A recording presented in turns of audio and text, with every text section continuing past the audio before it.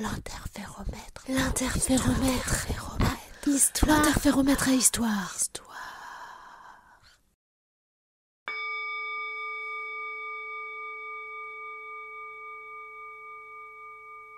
Les photons dissipés. Il était une fois, au tout début du commencement des prémices de notre univers, une ville. Cette ville, c'était le monde. Il y faisait très chaud et elle grossissait et s'étalait en permanence. Il y avait des petits esprits qui habitaient dedans. On les appelait les photons. Les photons sont tout petits et chaque photon est d'une couleur différente. Par exemple, de couleur rouge ou bleu, jaune canari, turquoise, rose, parme, vert sapin des Alpes, et même des couleurs bizarres que tu ne peux pas voir, comme ultraviolet ou infrarouge. Les esprits photons n'étaient pas heureux dans cette ville, car il ne faisait pas bon y vivre. Les gens n'étaient pas gentils.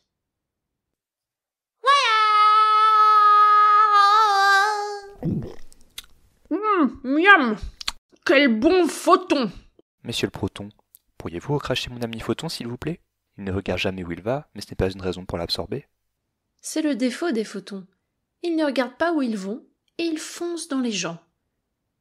Et comme la ville était bondée, ils percutaient beaucoup de personnes qui les absorbaient. Parmi ces personnes, il y avait par exemple les protons et les électrons. Quand un photon percutait un proton ou un électron, il disparaissait dans leur ventre. Et parfois, un autre photon en ressortait en échange. Bonjour le monde! Oh mince. Ça faisait de belles explosions de couleurs.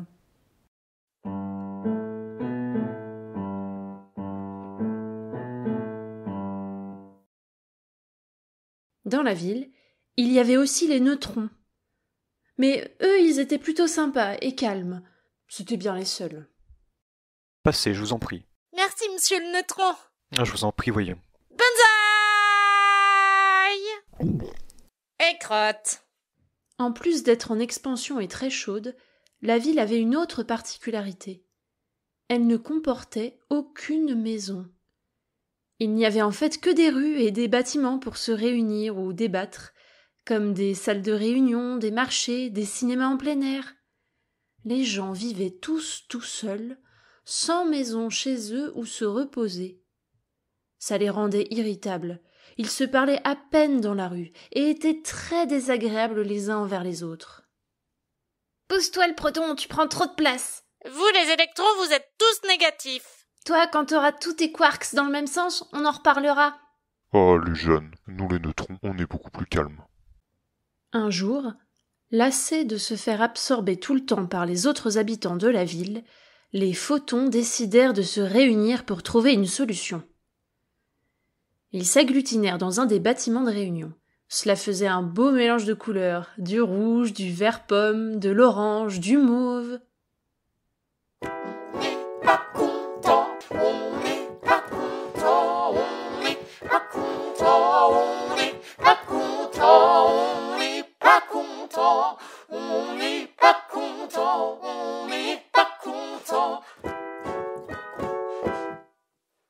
Vous avez peur de vous faire absorber, n'est-ce pas? Oui, J'en peux plus. En même temps, c'est nous qui leur fonçons dedans. Parfaitement. Nous leur fonçons dedans parce que nous sommes les plus rapides. C'est difficile pour nous de maîtriser nos mouvements et on ne connaît pas bien nos trajectoires. Ah, c'est bien vrai, ça. Moi, je sais jamais où je vais. Mais c'est pas une raison pour se faire manger. Ouais. Elle a raison. Alors c'est décidé. On va agir? Oui. Quelqu'un a une idée? Bah... Les photons n'avaient pas d'idée.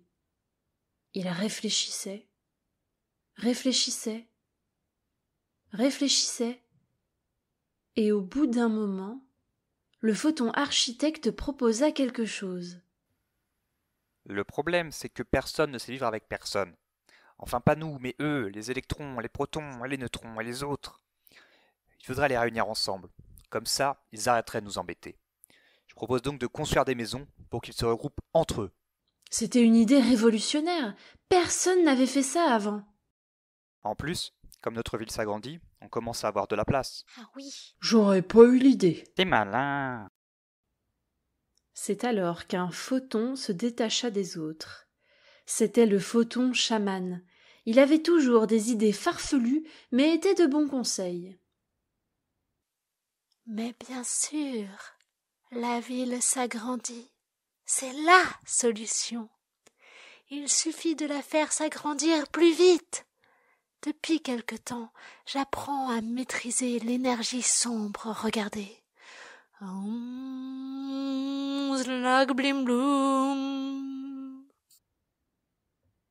Lorsqu'il prononça son incantation, les murs qui les entouraient s'écartèrent très rapidement dans toutes les directions autour d'eux.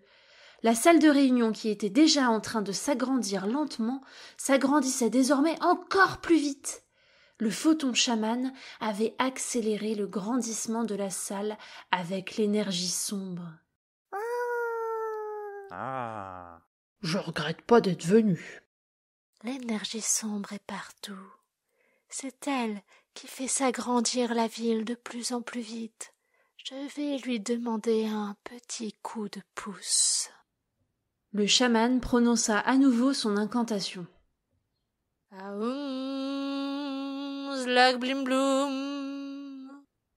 Et la ville, qui était déjà en expansion, s'étendit encore plus rapidement, laissant de plus en plus de place à tous les habitants qui se rencontraient alors beaucoup moins. Pendant ce temps, les premières maisons furent construites. Les protons, les neutrons et les électrons les occupèrent aussitôt et se rendirent bientôt compte que vivre ensemble était plus agréable que de vivre tout seul. Ils devinrent plus gentils. Tiens, neutron, ta tisane contre les rhumatismes. Merci, Proton. Regarde, le petit électron a l'air si content à tourner autour de nous.